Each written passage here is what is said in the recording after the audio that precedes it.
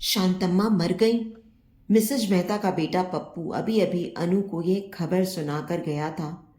शांतम्मा से अनु का ना तो कोई भावनात्मक रिश्ता था, ना ही वो अनु की कोई संबंधी थी। बस अनु की दिनचर्या से शांतम्मा अदृश्य रूप से जुड़ी हुई थी। अनु की सोच में असमय आकर शांतम्मा अनु को अपने बारे में सोचने को मजबूर कर दिया करती थी। इसलिए शांतम्मा की मौत से अनु को धक्का तो नहीं लगा था, पर दिल में एक हलचल सी मच गई। जब अनु इस नए मकान में रहने आई थी तब सबसे पहले मकान की घंटी बजाने वाली शांतम्मा ही थी। आपको काम वाली चाहिए मेम साहब? शांतम्मा ने पूछा था। जवाब देने से पहले अनु ने उसे सिर से पांव तक निहारा। मोटा तगड़ा काला शरीर, चिपटी नाक और घुंघराले बालों की लटों से मांग से कान तक दोनों ओर बालों के गोलाकार गुच्छे और बड़ी सी टिकली वाली बिंदिया से सजा चेहरा। अनु सोच रही थी, अपने घुंघराली लटों को गोलाकार गुच्छों में संवारने में शांतम्मा को कितना समय लगता होगा। मेम साहब, शांतम्मा ने अनु को इस तरह अपनी ओर देखते पाकर मुस्कुराकर टोका था। हाँ, काम वाली तो चाहिए, पर तुम्हें कल बताऊंगी, अनायास ही अनु बोल गई। अच्छा मेम साहब, मेरा नाम शांतम्मा है। कॉलोनी की सभी मेम साहब मुझे जानती हैं। आप चाहें तो किसी से भी मेरे बारे में पूछ सकती हैं। कहते हुए शांतम्मा लौट गई थी। अनु नई थी, इसलिए उसी रोज कॉलोनी की कई महिलाएं अनु से मिलने आई थीं, पर किसी ने भी शांतम्मा को काम पर रखने का मशवरा नहीं दिया था। शांतम्मा को कॉलोनी की सभी गृहिणियों पर विश्वास था, इसलिए उसने अनु को सलाह दी थी कि वो कॉलोनी की महिलाओं से पूछ लें। लेकिन कॉलोनी की महिलाओं ने शांतम्मा के विश्वास को गलत ठहरा दिया था। इस बात से पसीज गई थी अनु, पर अगले ही क्षण मिसेज मेहता ने आत्मीयता से अनु के कानों में बताया था, मिसेज चैटर्जी तो अपने पति को छोड़कर मायके चली गई थी इस शांतम्मा की वजह से। अच्छा, पर क्यों? अनु अगले ही क्षण शांतम्मा के प्रति कुछ कठोर सी हो गई थी। अरे, एक बरसती रात मिस्टर चटर्जी उसे अपने स्कूटर पर घर छोड़ाए थे। बस इसी बात पर उस रात दोनों में जमकर झगड़ा हुआ और श्रीमती चटर्जी ने मायके का रुख किया। मगर क्यों? अनु को आश्चर्य हुआ था। इतना भी नहीं समझती? खोजती हुई मिसेज मेहता ने कहा था। वो चरित्रहीन है, पुरुषों पर डोरे डालने का प्रयास करती है। पर क्या शांतम्मा का पति नहीं है? अरे है क्यों नहीं, हट्टा कट्टा पति है, कलमुही का। रिक्शा चलाता है, पर इसे संतुष्ट नहीं कर पाता होगा, तभी तो मुंह मारती फिरती है। मिसेज मेहता ने गंदा सा मुंह बनाते हुए स्पष्ट किया। इतने सारे लोगों की एक सी प्रतिक्रिया थी शांतम्मा के बारे में कि अनु के लिए उसे काम पर रख पाना संभव नहीं हुआ। अगले रोज शांतम्मा पूछने भी आई थी। मेम साहब, क्या हुआ? क्या सोचा आपने? फिलहाल तो मुझे ज़रूरत ही नहीं है, जब होगी तो बताऊंगी, कहते हुए अनु ने फटाक से किवाड़ बंद कर दिया। अनु को डर था कि कहीं शांतम्मा पीछे ही न पड़ जाए। ऐसी औरतों से बात तक करने में अनु डरती थी। कुछ दिनों के बाद शांतम्मा फिर आई थी। गिड़गिड़ाती हुई बोली, मेम साहब, मेरे बेटे को कैंसर है। बड़े डॉक्टर साहब कहते हैं अगर जल्दी ऑपरेशन ना हो गया तो बच्चा बच जाएगा। मुंबई ले जाना है इलाज के लिए। अभी सिर्फ एक ही घर में काम है, कैसे जमा कर पाऊंगी उसके इलाज के लिए पैसा? अगर आप भी काम दे दे तो। तुम्हारा पति भी तो कमाता है। मेम साहब, कमाता है, उसी की कमाई से तो घर चलता है, पर इतना ज़्यादा नहीं कमाता कि बच्चे के लिए कुछ बचा सके, तभी तो मैं भी काम करती हूँ। कहते कहते शांतम्मा की आंखें भर आईं। अनु फिर पसीज गई थी, पर शांतम्मा पर विश्वास करने में वो हिचक रही थी। ऐसी औरतें अपना काम निकालने के लिए कुछ भी कर सकती हैं, इसलिए अनु को बड़ी सफाई से शांतम्मा को रखने से इनकार करना पड़ा। काम करने के लिए अनु ने एक नौकरानी रख ली थी, पर वो महसूस करती रहती थी कि वो कहीं न कहीं शांतम्मा के साथ अन्याय कर रही है। अपनी कॉलोनी की महिलाओं के सामने वो शांतम्मा के प्रति अपनी भावना या दुविधा को कह तो नहीं पाती थी, पर जब कभी शांतम्मा कहीं दिखाई दे जाती, अनु की आंखें झुक जाया करती। वो मन ही मन शांतम्मा के प्रति अपने को गुनाहगार मानने लगी थी। अनु के घर की खिड़की से वह घर स्पष्ट दिखाई देता था जहां शांतम्मा काम करती थी। उस घर में कोई महिला नहीं थी, बस विधुर होम्योपैथिक डॉक्टर और उनका इकलौता बेटा था। इसके अलावा 2 कुत्ते। वो तब तक काम करती रहती जब तक डॉक्टर डिस्पेंसरी न चले जाते।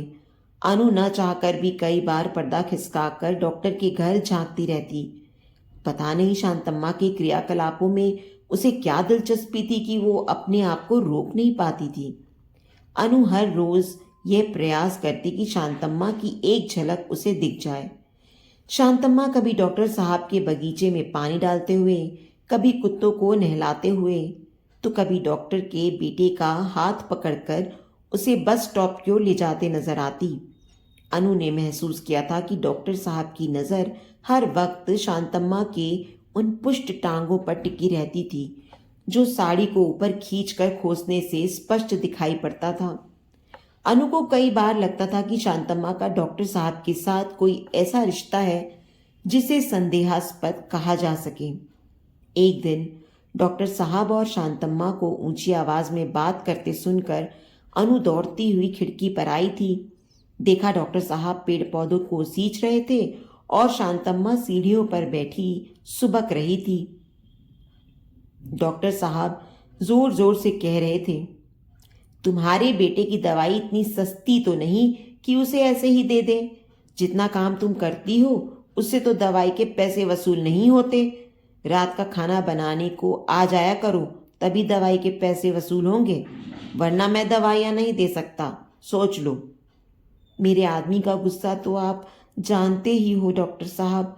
रात को काम पर मैं नहीं आ सकती। चटर्जी साहब की बीवी के झंझट के बाद से मैंने रात का खाना बनाने का काम बिल्कुल ही बंद कर दिया है। तुम्हारी मर्जी, कहते हुए डॉक्टर साहब अंदर चले गए थे और शांतम्मा वहीं सीढ़ियों पर बैठी घंटों सुबकती रही। जब तक शांतम्मा वहां बैठी थी अनु अंदर जा ही नहीं सकी। पर्दे की ओट से वो लगातार उसे देखती रही थी। उसके बाद फिर कभी अनु को शांतम्मा नहीं दिखाई दी। हर रोज कई बार वो खिड़की खोलकर शांतम्मा को तलाशती रहती, पर शांतम्मा ने डॉक्टर साहब के घर आना बंद कर दिया था। शांतम्मा के न आने से अनु को कहीं किसी कमी का एहसास सा होने लगा था, पर कॉलोनी में शांतम्मा के न रहने से भी उसकी चर्चा निर्बाध रूप से चल रही थी। इसलिए अनु की कमी थोड़ी बहुत उसके विषय में हुई बातचीत से पूरी हो जाती। अनु को शायद शांतम्मा में दिलचस्पी इसलिए भी थी कि उसने आज तक अपने जीवन में ऐसी गंदी औरतों को नहीं देखा था जो किसी और के पति पर डोरे डालती हो। कई बार अनु का मन होता कि वो शांतम्मा के जीवन में झांक कर उसे करीब से देखे। उसे शांतम्मा से खूब बात करने की इच्छा होती, यह पूछने की भी कि वो दूसरे पुरुषों पर डोरे क्यों डालती है। पर शांतम्मा जैसी औरत से संपर्क रखने से लोग उसके बारे में भी चर्चा कर सकते हैं, यही सोचकर शांतम्मा से बात करने में अनु को संकोच होता था। वैसे अब शांतम्मा से बात करने का सवाल ही नहीं उठता था। वह कॉलोनी में किसी को भी दिखाई नहीं देती थी। शांतम्मा का विषय धीरे धीरे कम होने लगा। अनु भी महसूस करने लगी कि वो अब शांतम्मा के बारे में कम सोचने लगी है। पर अचानक एक रोज अनु के पति ने बताया कि उन्होंने शांतम्मा को बड़े ही गंदे इलाके में देखा है। गंदे इलाके यानी? अनु समझ नहीं पाई थी। अनु वास्तव में वो एक गंदी औरत ही थी। उसे मैंने एक वेश्या के रूप में देखा है। जहां और जिस परिस्थिति में मैंने उसे देखा है वह इस बात को सिद्ध करता है। पर तुम वहां गए कैसे? रोज ही गुजरना होता है उस गंदी बस्ती से। हमारे दफ्तर के लिए कोई और रास्ता ही नहीं है, अनु के पति ने मासूमियत से कहा। अनु ने अगले ही दिन सारी कॉलोनी की महिलाओं को इस नई खबर से अवगत करा दिया। सभी के चेहरे पर इस बात की संतुष्टि थी कि वास्तव में शांतम्मा वैसी ही औरत थी जैसे उन लोगों ने सोच रखी थी।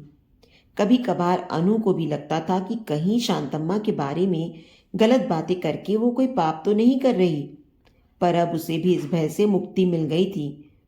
चलो अच्छा ही हुआ, जो वो सही जगह पहुंच गई, वरना इस कॉलोनी को ही गंदा कर देती। मिसेस मेहता ने कहा। हाँ, छुट्टी मिली उस वेश्या से, मिसेस चैटर्जी धीरे से बुदबुदाई थी।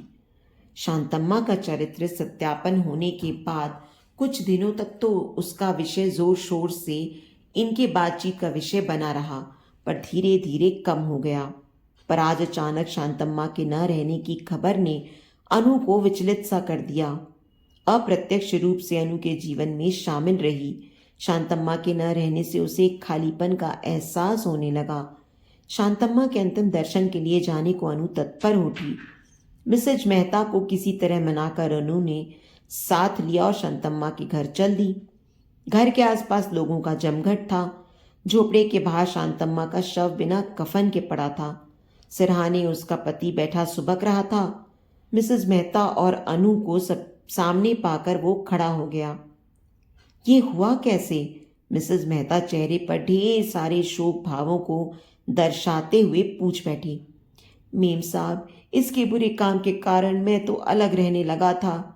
2 महीने पहले यह मुझे बताने आई थी कि उसके मुन्ने के ऑपरेशन के लिए पैसों का इंतजाम कर लिया है और उसका दाखिला भी मुंबई के अस्पताल में करा दिया है। आज सवेरे डॉक्टर साहब का तार आया था कि उन्होंने मुन्ने का ऑपरेशन कर दिया है और मुन्ना ठीक हो जाएगा। बस इसी खुशी को सहन नहीं कर पाई। छाती में जोरों का दर्द उठा। लोग इसे अस्पताल ले जा रहे थे, पर रास्ते में ही इसने दम तोड़ दिया। अनु और मिसेज मेहता ने एक दूसरे की ओर चोर दृष्टि से देखा। अनु को लग रहा था कि वो दोषी है शांतम्मा की मौत के लिए। उसे काम न देकर, उस पर अविश्वास करके, उसे गंदी औरत मानकर, उसे गंदी औरत बनाने में भी उनका ही हाथ रहा था। वरना शांतम्मा तो एक माँ थी, एक कैंसर रोगी बेटे की ममतामयी किंतु मजबूर माँ। चले, मिसेज मेहता का हाथ कस कर थामते हुए अनु ने धीरे से कहा। मुड़ते हुए उसने एक बार फिर शांतम्मा की ओर देखा। उसके हाथों में अब भी वो टेलीग्राम दबा हुआ था जो अनु को मुंह चिढ़ा रहा था। तो दोस्तों, उम्मीद करती हूँ कि आपको आज की हमारी कहानी पसंद आई होगी। कहानी पसंद आई है तो वीडियो को लाइक करें और अपने दोस्तों और परिवार के साथ ज़रूर शेयर करें। चैनल पर नए हैं तो चैनल को सब्सक्राइब करें और हाँ, नोटिफिकेशन बेल को ज़रूर दबाएं ताकि हमारी अगली कहानी का अपडेट सबसे पहले आपको मिले। आपके प्यार और समर्थन का हमेशा इंतज़ार रहेगा।